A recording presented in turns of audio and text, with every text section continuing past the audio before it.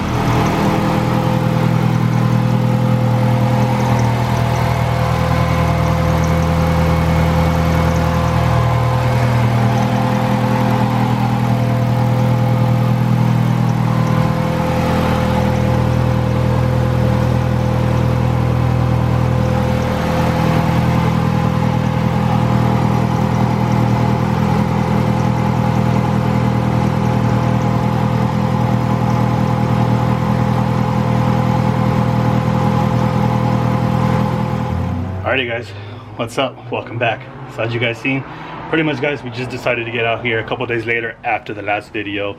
It's been a few days, I'm not gonna lie. Just family things have been going on, life issues, but we're all powering through it, and hopefully we can make the best out of it, man, because there is gonna be a lot of changes happening in my life where a lot of people won't really think or really notice it, but we are actually going to be leaving here from this garage and actually moving into a new place. So like I stated on the last video, content is going to be pretty quick. Videos are going to be pretty quick. Hopefully you guys rock with me until the end. And I just want to say also, just huge shout out to everybody that did show love on the last video of finally being able to drive this car and actually seeing it on the road. Now I can fully picture what this car is going to be like, and honestly I really do look forward to it. But as you guys seen in this video, pretty much we were just addressing the issues that were, and that was a lot of the coolant leaks inside of the engine bay. Number one issue that we did have was that there was a leak from the overfill station on the Sirocco radiator. So when the Sirocco radiator is in the Volkswagen, it actually mounts upside down the other way. Right now it's actually upside down, so it turns around to the original way where these ports are actually on the other side, and it does have like an extra, you know, overfill like this nipple here. Well, I didn't realize that, and I ended up turning it on, and all the coolant ended up coming out. So we ended up capping off temporarily, and now we actually, when we started it, I capped it off so that I can drive it just to get a feel for it. And then today, you know, a couple of days later after the last video, I decided to get out here and fix everything, because again, the goal is to have this car 100% ready for the dyno. So that port is actually fully welded up, sealed, so we shouldn't have no more leaks there. Better than having a rubber grommet over it with a clamp, just so that way we have that safety of it not drying out later on or heating up and just ripping on us. Another issue was that there was a bunch of leaks coming from this thermostat housing. This is a bull boost one, which is honestly, my honest opinion, not after seeing it, it's a piece of crap. There is a leak coming from this port. I've already Teflon taped it, and it's still leaking just a very little bit. Over here we have no leaks up here. This one's actually sealed, this is sealed, but there was a major leak in the back of their O-ring. So I did end up putting some Honda Bond back there just as added precaution, and now it is fully sealed up. There is no more leaks down there, and everything actually is flowing. And as you can see, we bled the coolant, so that way we know, making sure that the system is pressurized, and if there are any leaks, it should have came out. But we also ended up pretty much just figuring out a lot of stuff. We had to put a throttle body gasket back here. I ended up taking off the idle air control valve and putting a delete plate. Well, at the end I figured out that on my throttle body I didn't need to buy one of these, as it already had these plugs on it. So I just needed to put these plugs, so that way honestly we can just go ahead and not run this plate at all. So now everything is fully idling, and honestly, man, it feels amazing just to be able to hear this car turn on. And as you guys can hear, it's gonna sound like a beast, especially with that whole performance tube bending exhaust setup. It is all oval tubing, 3-inch, and man, I'm gonna go ahead and say this now, it sounds like a beast just hearing it idle. Probably the video is not gonna do it any justice, but when you guys hear this car in person, it sounds amazing. So there's a few things that we need to get done on still, such as readdressing the brake system and making sure we can get that vented the rear fuel gain out of the car. But little by little, we'll go ahead and keep making some videos. Again, videos are going to be short. I'm just going to go ahead and get to work, so that way we can have this car ready for the dyno, which is on the 10th of June. So again, guys, hopefully you guys did enjoy this video, and if you guys did, honestly, please like, subscribe. Let me know in the comments what you guys think of this car, and also I want to hear you guys' opinion. What do you guys think that this car is going to make on the dyno? It is a stock K20 Z3, ARP head studs, cosmetic head gasket. It does have a stage 2 clutch, Type S oil pump, Pulsar 3067 T3 turbo with 2.5-inch intercooler piping all the way around, and 3-inch exhaust setup. Let me know in the comments what you guys think, and I can't wait to see what you guys, honestly, what your guys' opinions are as far as power.